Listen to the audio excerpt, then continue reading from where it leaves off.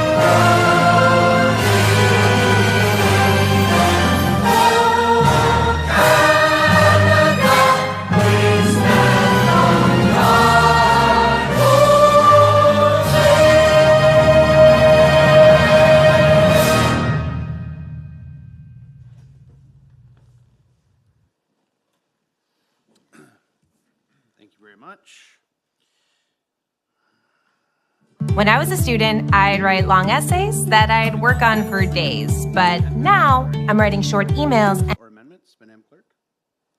Through you, Mr. Mayor, there are no amendments to the agenda this evening. Okay. Moved by Sam McDonnell, second by Rebecca Locke. Be it resolved that the Council of the Township of South Glengarry approve the agenda as circulated. All those in favor of the motion? Motion is carried.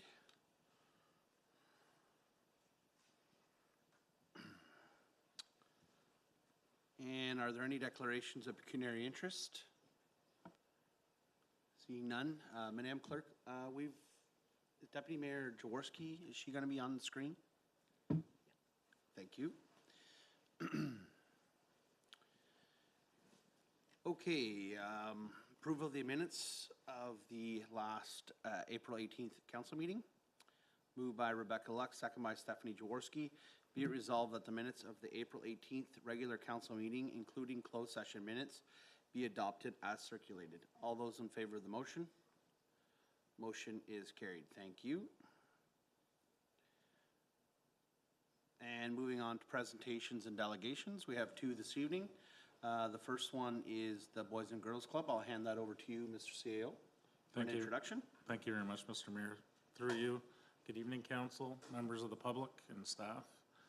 I'd like to welcome Deborah Locke as a program manager with Boys and Girls Club of Cornwall STNG. Council will remember just over a year ago, we had a presentation from Boys and Girls Club of Cornwall STNG to run our summer camps. We had a successful run last year of summer camps that were sold out. We just finished a March break camp that was sold out, and we're 97% sold out for the summer already. So that speaks to the success, and I want to welcome Deborah to further on, I guess, my comments and to bring some good news about what goes on at BGC camp. Thank you, everyone. I'm excited to be here. A little nervous, but excited. So, as Tim mentioned, I wanted to kind of give a snapshot of last year's summer camp, as well as an overview of how our first March break went and our plans for this upcoming summer. So in the summer of 2021, we ran here in the Char-Lan Rec Center for 8 weeks for children 8 to 12. We had 30 spaces, and it was absolutely amazing. We had feedback from our parents, our kids, and our staff that this location was absolutely perfect for summer camp. The children really enjoyed having access to the arena at the time, as well as the splash pad across the street. And really, it was a great location. Ooh. Oh, it updated right to my notes. Sorry, guys. So I have a little graph kind of what our registrations look like. So as I mentioned, every week we had 30 spaces to fill. Of that 30 spaces, we did work with community partners such as the Children's Aid Society to provide free camp to, I believe it was 6 youth. I do apologize. 6 youth over the summer where the families did not have to pay anything. The fee was covered. And we also welcomed 10 community subsidies through Jay's Care Foundation. So we welcomed 10 youth from the South Glengarry community to attend camp for free. So my breakdown is kind of shown in the graph where, the first week we didn't see any Children's Aid Society members or any Jay's Cares, but we did have a wait list of 1. Week 3, we had a wait list of 4. Week 4, we had a wait list of 3, and following suit, 1 on the wait list for weeks 5 and 6. And then for weeks 7 and 8, I'm going to take it as word got out on the street that our program was here, and we had 9 on our wait list for both of those weeks. So we were pretty excited about those numbers. There's my little breakdown. And yeah, so having Boys and Girls Club as the facilitator for the summer camp, it allows us to have partnerships with Jay's Care. Jay's Care not only provides funding for subsidizing spaces, but we also get a lot of training for our staff, which is pretty exciting. So last year they provided us with some training for child inclusive day camp programming, youth leadership, and as well as how to run effective theme days and how to get our kids playing and moving. So we did have some amazing staff this year, and I have to mention them. Of the 6 staff we employed here, 4 of them were local to South Glengarry. And I'm excited to say of those 6, 4 of them are returning for this summer camp, which was really exciting, and they were the 4 that resided here in South Glengarry. So we got some funny pictures of them. So in addition to having a great staff, we try to hire SSWs, CYWs, teachers, and ECEs.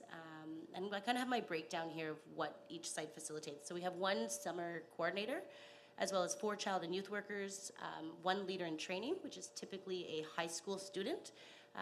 We try to work with Job Zone as well to have a youth job connection student, and we aim to have 1 to 2 youth volunteers. So they're typically between the ages of 12, 13, till about 15 when they can start working. On top of that, our training for our staff is quite extensive. We do High Five training, which is the principles of healthy childhood development, which is a focus on creating friendships, having caring adults, mastery, play, participation. Our staff are all first aid CPR trained, as well as taking part in about a 17-hour e-learning course where they learn about group management, safety, supervision, leadership, and planning, as well as teamwork.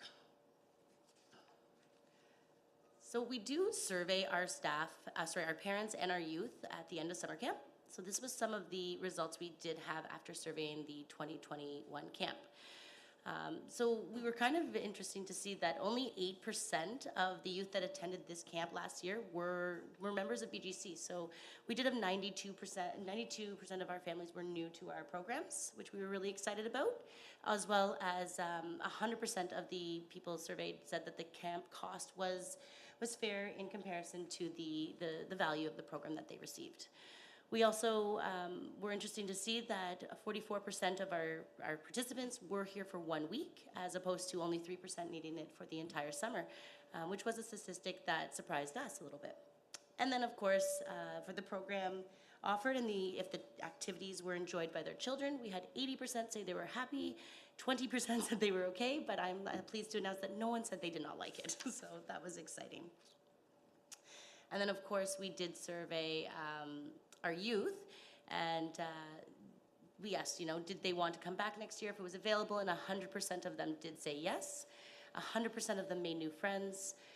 80% said they learned something new, and 80% were happy, and only 20% were okay. So again, no one was unhappy with the program. Oh, there At the end of at the end of summer last year, I met with Kathy and Sherry Lynn about how things went, and we discussed the possibility of a March break camp for the 2022 year, which we were excited to be asked about it, and we jumped on board right away. And with that, we did see a program cost, we ran the program for the duration of the week from 8 a.m. till 5 p.m. for ages 6 to 12 at a cost of $160 per week. Originally, we opened with 20 spaces, but we did increase to 22 to fit the need of the community. We're hoping to see that number grow next year if we're welcomed back. And of course, we were lucky to have those same 4 staff that facilitated our summer camp return for the March break camp. And then moving on to this summer, so we are excited to announce that we are offering the program. We had to maintain the 30 spaces this year due to location change from this wonderful room to the Paul Roseau space. We will be running from July 4th to August 26th, and again, we'll be operating for ages 6 to 12. We are excited to announce that we did receive funding from Jay's Care again, so we will be offering free weeks of camp to local youth, and again, our partnership with the Children's Aid Society has been renewed. And we have some really exciting themes this year. As you can see here, we have a carnival day, some sports themes, some art themes. Slime is always popular with the youth, as well as science and music, as well as a water week at the end. And what I'm really excited to announce is on the next slide here is our registration for this year. So as of April 25th, we were 86% full, and that was only opening the first week of April. We already have wait lists on 2 of our weeks at this time that I made the graph, but it actually has changed in my notes here. I apologize. We are now waitlisted on 3 weeks. We are full in 6 weeks, and we currently only have 7 spaces remaining here in Williamstown. So we're pretty excited about that. There's all my notes. And of course, for summer 2023, a question that we've been asked by our parents is if we would be willing to offer camp for 4 to 6-year-olds. Which we are definitely interested in doing. We're hoping next year with the completion of the renovations here at the Char-Lan Rec Center that we'd be able to facilitate more spaces to offer programs for 4 to 6-year-olds as well. Yeah, there we go. And that is the end of my presentation. I do apologize if I spoke too quickly, but does anyone have any questions regarding our summer camp or March break camp, or anything like that? All right, thanks so much for your presentation. Lots of exciting details on there. I'll hand it over to Deputy Mayor Jaworski.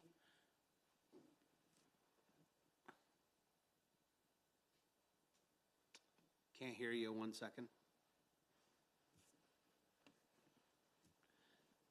Steph, we can't hear you.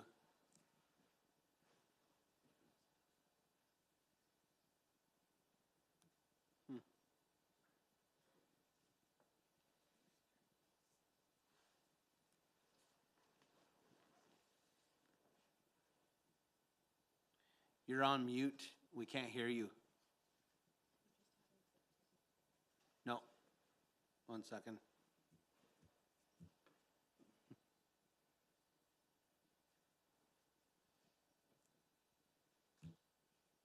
Are there any questions in the room while we're waiting for that to be sorted out? Councillor Locke? Thank you very much for your presentation. Being a mother of 2, this is very exciting, and I love hearing about these opportunities for kids. I especially love the idea of opening it up to the younger group, just because there are so many parents out there who don't have the opportunity when they have that kindergarten age child. I guess one question that I had from your presentation was the amount of returning children in that first pie chart. How many years has the camp been offered for? So obviously this was our first year in Williamstown, but we have been operating summer camps in the Cornwall and area since 2010. 2009, I apologize. Okay, thank you very much. That's great. I'm hoping we'll be able to get Deputy Mayor Jaworski some volume. Okay. It's definitely exciting, and I think it's clearly been a huge success.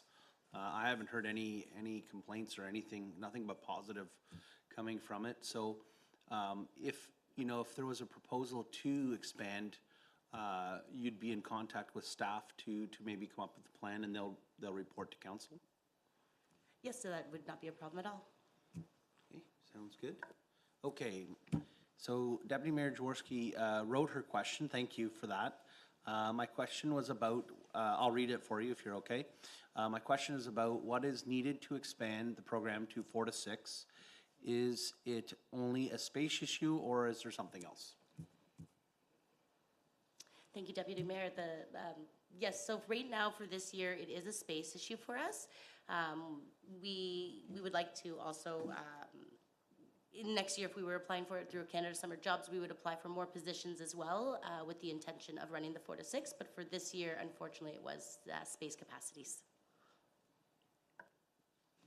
Okay, thank you. So if we wanted to move forward with this for next year, what would you need direction from council, or is that something you could facilitate with staff? It sounds like there's definitely I'd be in favor of it, and there's support around the table to do something along those lines. So do you think that's something that maybe a further presentation well before the budget season is in place and whatnot? Yeah, we are flexible on whatever processes you would like us to present this to. On our end, we typically just work within like staffing so far, but if it is a council matter, I have no problem doing another presentation. Maybe Ms. Service would be able to help on that or add something to the discussion.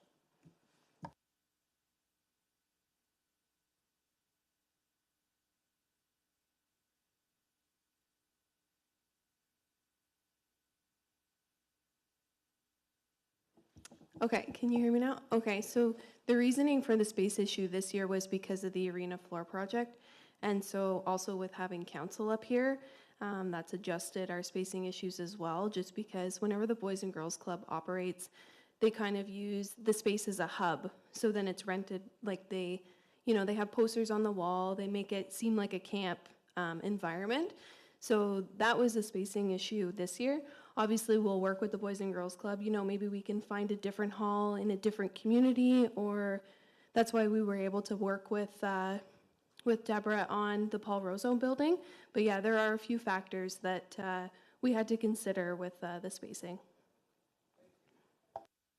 Okay, thanks very much for that feedback. All right, so seeing no other questions or comments, thank you very much for your presentation this evening, and we certainly are happy with what's going on and look forward to a further update in the future. Excellent. Thank you for your time. Thank you. All righty. And we have a second presentation this evening, Glengarry County Housing Report. Juliette Labarciere from the United Way.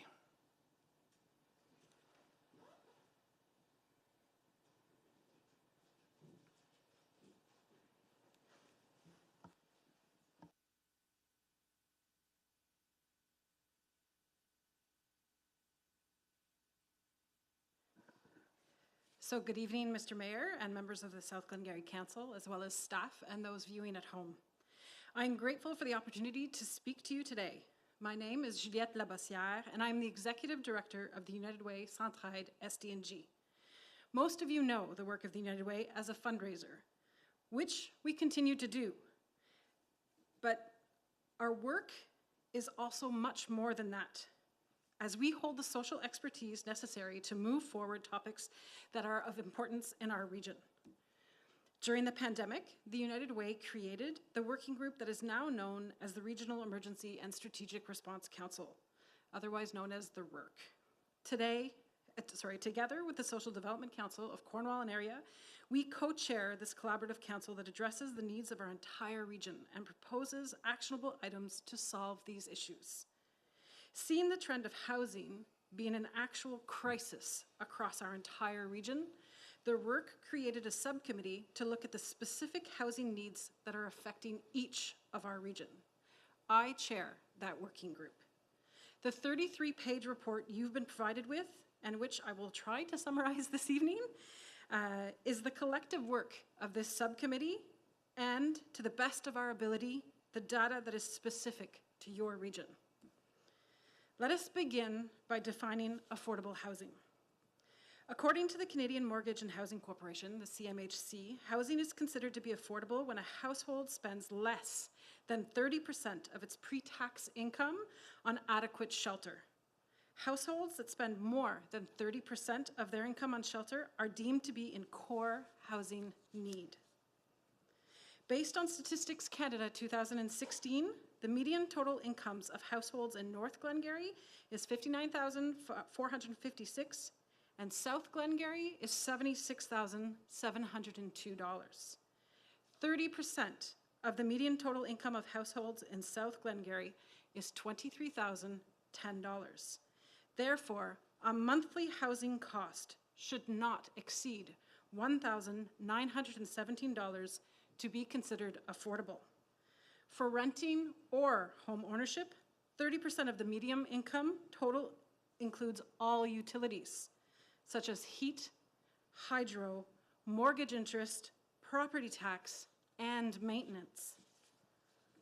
The provincial policy statement of the Provincial Planning Act defines affordable home ownership as the least expensive of housing for which the purchase price is at least 10% below the average purchase price of a resale unit in the region market area, or housing for which the purchase price results in annual accommodation costs which do not exceed that 30% of gross annual household income for low and moderate income houses. Based on the total median income of houses in South Glengarry and the Provincial Policy Statement Housing Table 2020, South total income falls under the 50th percentile, which deems $236,500 an affordable house price when not exceeding 30% of the gross income. Between January 2021 and December 2021, only 30 out of the 183 houses sold did not exceed that threshold, meaning less than 15% of those sold in your market were deemed affordable. In comparison, between January 2021 and December 2021, only 29 out of 154 houses sold in North Glengarry did not exceed that threshold, meaning 16% of those sold just were deemed affordable. Although 14% and 16% seems awful but not horrific, imagine that in 2022, the Cornwall and District Real Estate Board indicated that year over year from March 2021 to March 2022, house prices in our region rose another 18.3%. This undoubtedly lowers even more the number of affordable homes on the market. Also, do not forget that affordable does not mean habitable. We do not know the state in which the houses that were sold at an affordable rate actually found themselves to be in. On the previous slide, I said that 14% and 16% did not seem horrific, only awful. Now, however, I dare you to consider thinking of the population as a whole. This means we can not only look at households with a 2-income earning, and we must consider people like me, with median income of individuals that are actively living in our region, 1-income households. If we consider the median total income of individuals in North Glengarry, only 3% of houses sold in 2021 were deemed affordable, and in South Glengarry, this number falls to only 1%.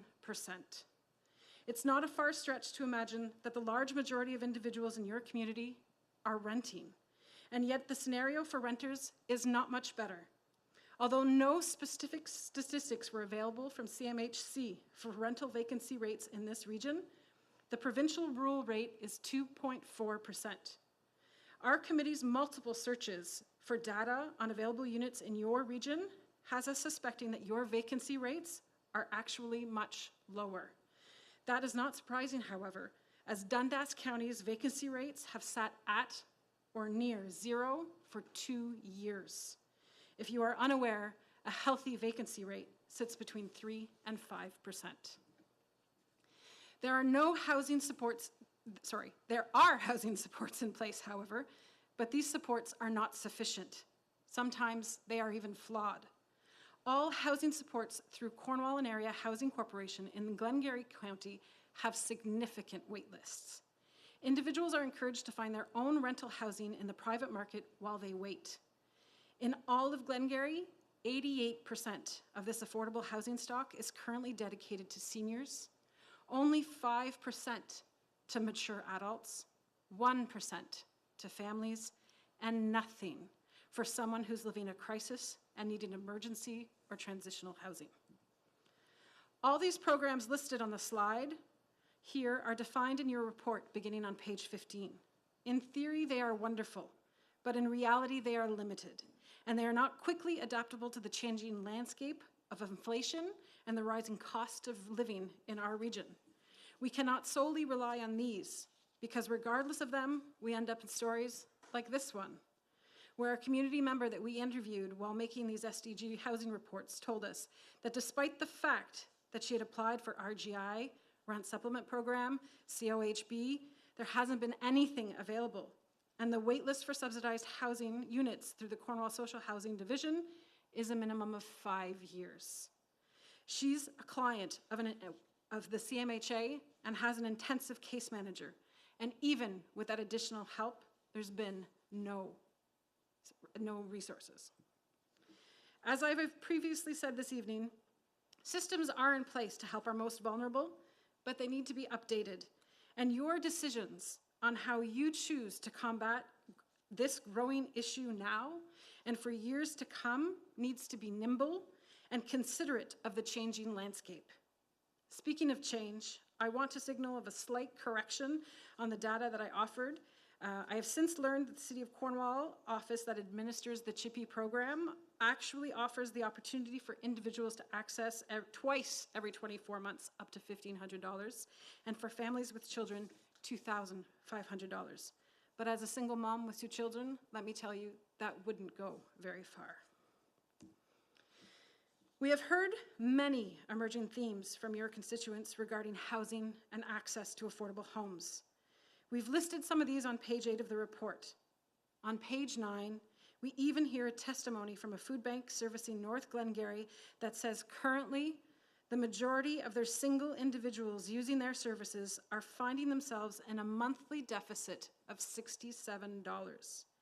We must admit that the systems we currently have in place to support them are failing them on a daily basis and pushing them deeper into despair. What is the actual scenario for low-income individuals in your region? Consider these next 2 slides. Individuals and families with low incomes often reside in rental housing, and presented here are multiple scenarios outlining monthly expenses, current rental prices, and income. In most, if not all, the percentage of income required to rent greatly exceeds the 30% threshold, which is deemed affordable. These scenarios demonstrate that your most vulnerable cities in your county are more than likely spending well more than the prescribed 30% of their pre-tax earnings on their current dwelling. In fact, according to the last census, 925 households in South Glengarry alone were already paying more than 30% of income on shelter. With the rise in costs related to housing, including the jump in hydro, propane, rent, how many more households will figure in the next census? In rural Glengarry County, one might be surprised that homelessness exists. It certainly is not as visible as in large urban cities. However, homelessness, especially hidden homelessness, occurs at a greater rate in rural areas than in cities. In the City of Cornwall's 2021 Homelessness Enumeration Report, 8 of the 77 individuals that were surveyed and met the province's definition of homeless came from outside the City of Cornwall. In Glengarry County, thanks to our community partners, we are confident that your numbers exceed this. We know your hidden homelessness numbers include individuals staying in abusive situations to ensure they have a roof over their head, individuals living in substandard camping trailers, some of them year-round, We even heard of families abandoning their apartments for which they are in arrears each summer and hiding in plain view within our network of public and private campsites, returning to anything available next fall to ensure their children have access to school. And we even know that within Glengarry County, there is a growing transient population. The housing crisis is all over the world, but not just in big cities. The housing crisis is real, and it's right here in your backyard. What our committee has found is that there is a lessening number of affordable homes on the market and rental properties available each day. We know that there's a desperate need in your region for affordable transitional and emergency housing to fill the housing continuum. We know that the wait lists for services to help those in need are long. We also know it's not helpless.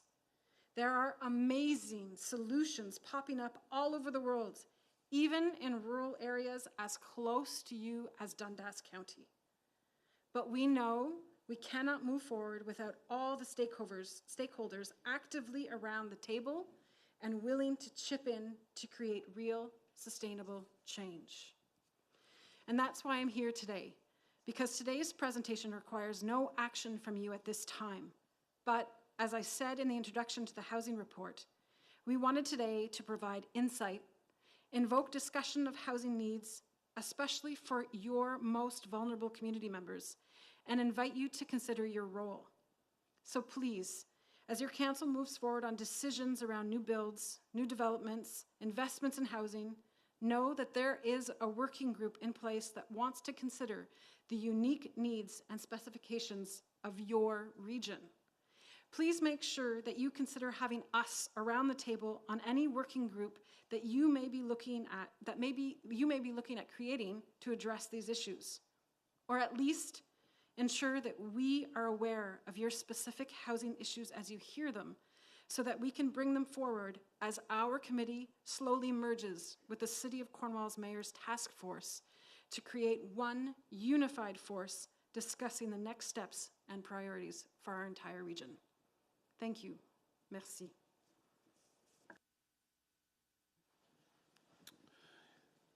Lots of facts there, Juliette. Startling for some of us. Thank you very much for your presentation. If we could see Deputy Mayor Jaworski again, that'd be awesome. Thank you.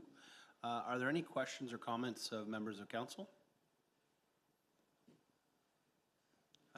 Councillor Lang. Thank you, Mr. Mayor, and through you. Thank you, Juliette, for the presentation, and I'll agree with our mayor. It's something that we don't see every day if we're not looking for. I think it's good for us to hear this. And, you know, if there are things that you think that this council can do to help out, you know, we'd be interested in hearing those and working with you in the future. We are, I think we've started the plan to donate a property for Habitat for Humanity, and, you know, so some of these things we can do to help. So if there's anything else, let us know. Thank you. Yep. Deputy Mayor Jaworski.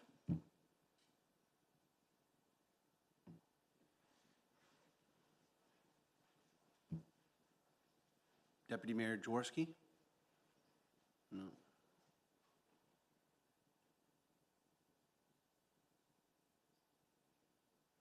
Deputy Mayor Jaworski?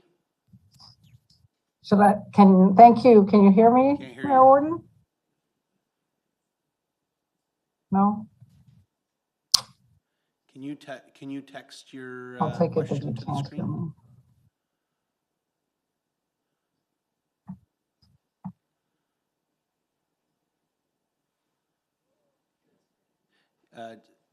Deputy Mayor Jaworski, could you text your question on the screen? I'll read it for you.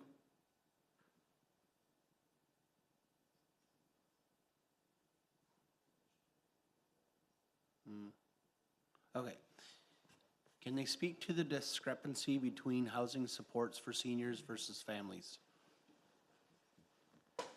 Through you, Mr. Mayor, this was a decision that was made long before my arrival on the housing advocacy table that was You can see in the housing report that I the typed out my majority question if you can see it. the facilities that are run in this region are run through the not-for-profit and not actually through the city of Cornwall. And so they don't have control over the sector that the not-for-profits decide to act within.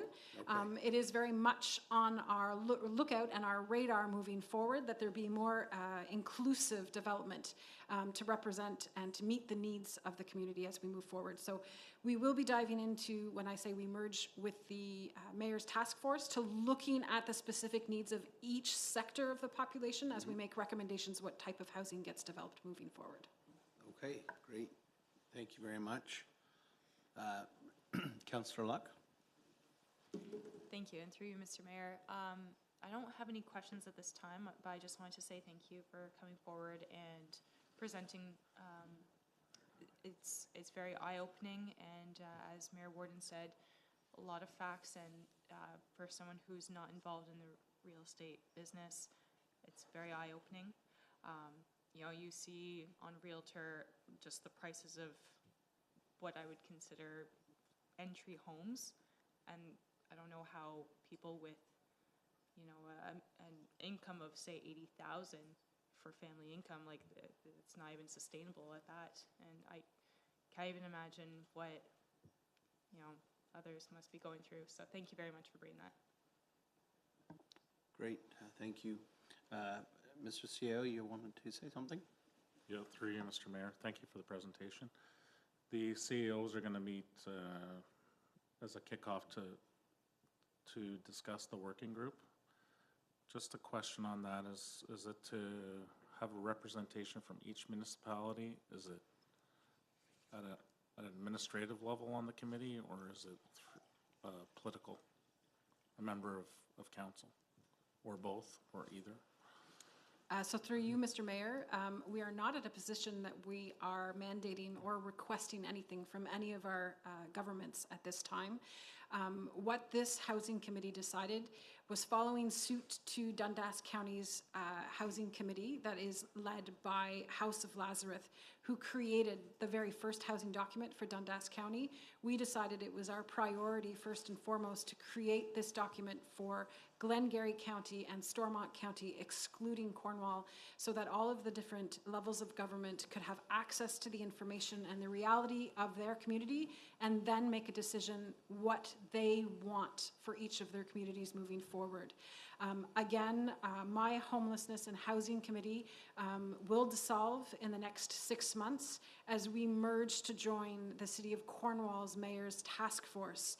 And it is the request of the Mayor's Task Force that House of Lazarus, who is situated in Dundas County, and the United Way, so that's myself, are the only external members to that committee who will be representing the counties and the community needs.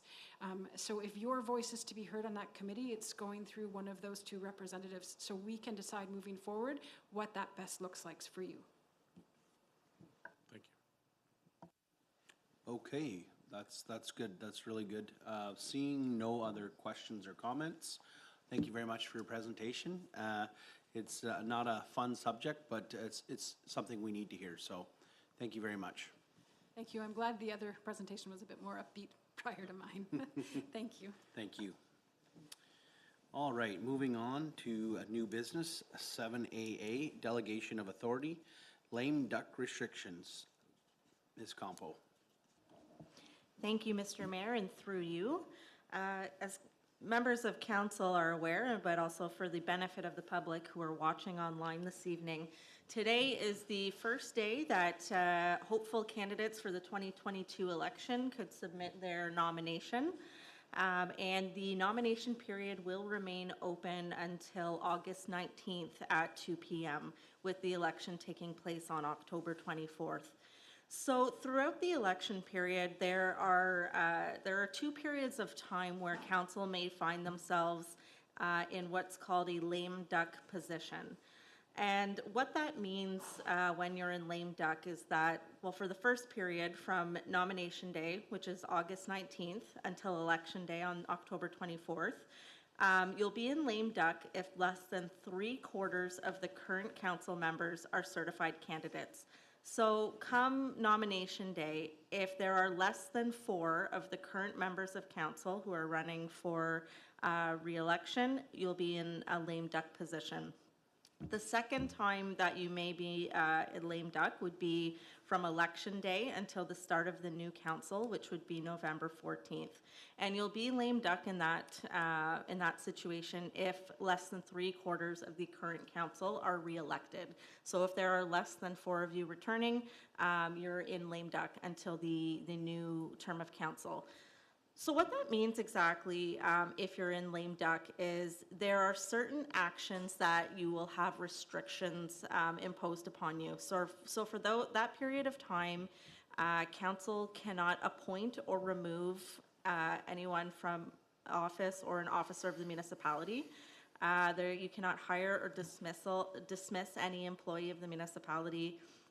You cannot dispose of any property exceeding $50,000, and you cannot make an expense or incur any other liability exceeding $50,000, with the exception being if it's already been approved in the 2022 budget. So what most municipalities do in an election year to prevent the municipality from being in a position where certain actions can't be taken for a period of time is they delegate council's authority for those actions to an officer of the municipality, in most cases that being the CAO. So the draft bylaw that's before you this evening is a delegation of authority bylaw, delegating authority to our CAO, Mr. Mills, to carry out the 4 actions that I've outlined in the staff report should council find themselves in a lame duck position. If that's the case and an action is taken by the CAO in a lame duck, the bylaw requires him to report that to council so that you're aware of any actions taken with that delegated authority. And that delegated authority would expire upon the start of the new council term. So subject to any questions of council, that's the bylaw that's before you this evening. Okay, thank you very much, Ms. Clerk. Any questions or comments of members of council? Seeing none, moved by Stephanie Jaworski, second by Martin Lang. Be resolved that staff report 57-2022 be received, and that bylaw 31-2022, being a bylaw to delegate authority for restricted acts after nomination day, be read a first, second, and third time, passed, signed, and sealed in open council the 2nd day of May 2022. All those in favor of the motion? Motion is carried. Thank you very much. All right. And moving on to staff report 58-2022. Again to Ms. Campo. Thank you, Mr. Mayor, and through you. Council may recall back in March of this year, in January of this year, the township was advised that we were successful in our application to the Municipal Modernization Program Intake 3, and we applied for funding to complete a service delivery and processes review of our administrative practices, particularly in the finance and corporate services, as well as in the building, planning, and enforcement departments. So in March, we issued an RFP for a consultant to complete that review, with the RFP closing on April 12th.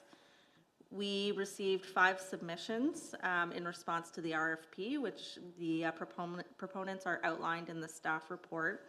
And those submissions were reviewed and scored by administration based on the scoring grid in the RFP. And based on our review of these submissions and the scores of those submissions, we are recommending that the RFP be awarded to KPMG LLP, with their submission falling within the amounts that we've been awarded through the grant program. So subject to any questions, the recommendation this evening is to award that RFP to KPMG LLP. Okay, thank you very much for your presentation. Are there any questions or comments from members of council? Seeing none, moved by Martin Lang, second by Sam Actonel. Be it resolved that staff report 58-2022 be received and that RFP 17-2022 for consulting services related to service delivery and processes review be awarded to KPMG LLP as per their submission of $109,943 plus HST, and furthermore that the mayor and clerk be authorized to sign all applicable documents. All those in favor of the motion? Motion is carried. Thank you. All right.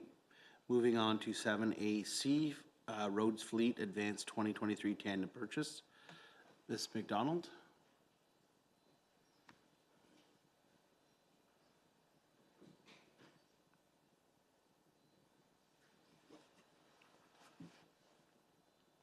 Thank you, and through you, Mr. Mayor. This staff report is similar to the one that Chief Robertson brought forward, was it last council? Requesting permission to put out an RFP for a tandem purchase. So my staff report goes through a similar vein of comment as Chief Robertson, noting that, you know, the supply chain is very delayed. I've put our 5 examples of equipment that we procured last year that still isn't in this year, and in fact, an update on our famous pickups. We don't have the VIN numbers, so, you know, perhaps sometime later in 2022. We don't expect that if we ordered a tandem to a plow truck right now that it would arrive in 2022, and we would really just like to go out and get it in the queue and put it against the 2023 budget. A pretty simple staff report. I've noted the approximate funds in our reserve right now, our roads equipment. It can support this tandem, the tandem that's coming in May, and all of our pickups and other fleet purchases that we have planned and currently in the queue. So if there are no questions, or if there are questions, I am here for you. All right, thanks very much for your report, Ms. McDonald. Do you know if we're guaranteed the prices that the tenders were given for the pickups from last year? Through you, Mr. Mayor, I do not know if we are guaranteed. Okay. Any other questions or comments? Councillor Lang? Thank you, Mr. Mayor, and through you. Thank you, Ms. McDonald, for the report. I'm in favor of it. I think we need to get them in the queue. I mean, we've been stretching the lifespan of our tandem trucks as long as we could, and we can't afford to order them next year and end up with them, you know, a year or two down the road from there. So I think we need to get them on the way. Yep. Councillor McTonnell? Yeah, through you, Mr. Mayor, I agree with this. We've seen it with, obviously, it's been made clear in the last 2 council meetings that we're having, well, everybody is having issues getting supply of anything, depending on whether it's commodities to pickup trucks. So I have no issue with this and moving forward. Thank you. Okay, great. I'll say it again.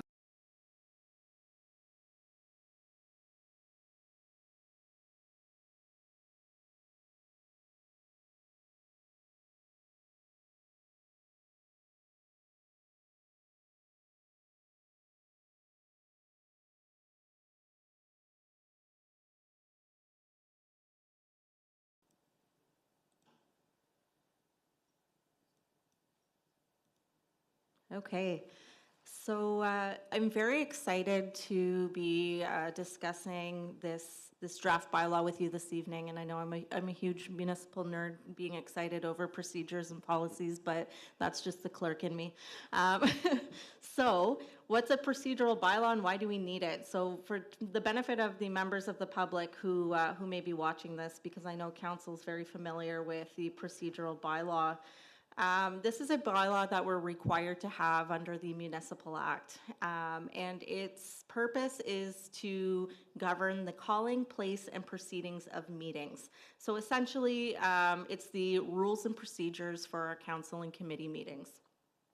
Our current procedural bylaw was adopted in 2016, and so that is why we are discussing it now. So it's a best practice to review the procedural bylaw at least once per term. So we're in the last year of the current term of council.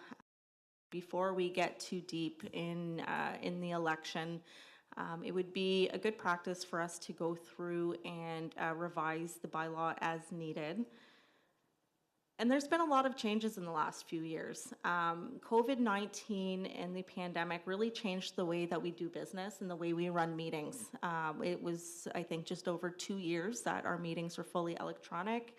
And as you've seen tonight, we're just getting back to in-person meetings, and that does not come without some hiccups as we're adapting to hybrid meetings, integrating both the technological component as well as the health and safety of those of us in person. So now, I think more than ever, it's important for us to look at this bylaw and make the required changes. Overall, the general format of the bylaw has been updated to reflect our current bylaws, but a lot of the information in there is the same. It's just kind of been realigned so that the ease of reading and the flow is a little smoother and makes a little bit more sense chronologically. So I'm going to now go through some of the major changes to the bylaw or additions, which most of those reflect recent amendments to the Municipal Act, as well as just some of the common changes that we've adopted due to the pandemic and introduction of technology. So some of these additions include provisions for recording and live streaming of meetings, which you'll find in Section 6 of the proposed bylaw, electronic participation in meetings, as well as hybrid participation in Section 16, and the ability to hold fully electronic meetings, which is highlighted in Section 5 of the proposed bylaw. One of the other, I guess, bigger changes proposed in the bylaw is the order of business, which is Section 13. So if I just go over to my next slide here, so within the proposed bylaw, this would be the new order of business for our council meetings. Much of it is the same. However, the items that I've highlighted in red are where you're going to see some of those changes. And I say they're changes, but really, it's not going to change the actual content of our meetings or our reports. It's more so an update to the terminology that we're using in our agendas. And I think what I'm proposing here, or what's being proposed, is a little more in line with the parliamentary jargon, if you will. So item 7, which in the new bylaw is action requests, is what we would have formerly called our staff report section. So that's where you're going to have a report with a resolution asking for an action from council. Bylaws would be any report that we currently have in staff reports, which includes a bylaw. So we would address bylaws as a standalone section. And then we have the consent agenda, which on our current layout is what we refer to as committee reports and information only items. Those would be grouped into the consent agenda, and then anything that's pulled out of the consent agenda for discussion would go under this item 7, which is items for consideration. So formerly or in our current layout would be other business, and then the rest is standard. So my proposed next steps would be for council to provide, if you have additional feedback or things you want to see changed in what I've proposed, to get back to me by May 9th. A first and second reading on the 16th and a third and final on June 6th. That said, if council is fairly happy with what's being proposed and you don't have a lot of changes that you'd like to see in there, I can come back with a more aggressive schedule and we could do all 3 readings on the 16th, or I'm at the will of council, whatever you guys think you'd like to see in terms of a schedule, but we could have a new procedural bylaw passed as early as the next meeting, as late as June. It'll be subject to how much you want to see revised in there. And subject to any questions, that is my presentation for you this evening. Recognizes the importance of emergency management in Ontario, and the goal of Emergency Preparedness Week is to raise community awareness and the need to be prepared within 72 hours for the possibility of an emergency. And whereas during Emergency Preparedness Week, Ontario residents will identify and learn about risks in their communities and how they can protect themselves, knowing the potential hazards and risks you face, planning ahead and being prepared are the best steps to ensure that you and your family will survive an emergency or disaster. And whereas although focused on personal preparedness, Emergency Preparedness Week also carries messages for business owners, municipal officials, and utility operators, ensuring business continuity and updating emergency plans are all just as crucial in assuring community preparedness. And whereas all levels of government have an important role to play in emergency preparedness and response, but ultimately, emergency preparedness is the responsibility of each and every one of us. Now therefore, I, Mayor Lyle Warden, do hereby proclaim the week of May 1st to the 7th, 2022 as Emergency Preparedness Week in the Township of South Glengarry, and encourage all citizens to begin today and learn how to prepare for a safer tomorrow. All those in favor of the motion? Motion is carried. Thank you very much. Excuse me, Mr. Mayor, before you proceed, I think the Deputy Mayor had a comment on the procedural bylaw item that we didn't get to, asking that we keep the proposed schedule. Okay. I'm fine with that, or is everyone else fine with that? It's not a, okay, yep. So you'll bring it back for a first and second reading at our next meeting, and then we'll have a third and final reading in June. That's fine. Okay. No worries. And moving on to 7C, committee reports. And moved by Martin Lang, second by Rebecca Locke. Be it resolved that the Council of the Township of South Glengarry approves the items listed on the agenda as committee reports and for information purposes only. All those in favor of the motion? Motion is carried. Thank you very much.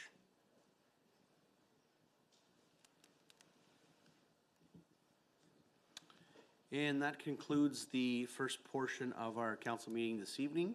I'd like to thank the members of the public for attending, and we'll be heading into closed session. Moved by Rebecca Luck, second by Stephanie Jaworski. Be it resolved that council convene to close session at 8:04 p.m. to discuss the following items under section 232(9) of the Municipal Act 2001. 2, a meeting or part of a meeting may be closed to the public if the subject matter being discussed is C, a proposed or pending acquisition or disposition of land, specifically potential disposition. D, labor relations or employee negotiations, specifically staff report 61-2022. F, advice that is subject to solicitor-client privilege, specifically legal advice. All those in favor of the motion? Motion is carried. Thank you all for attending, and we'll see you on the other side of the closed session. Good night.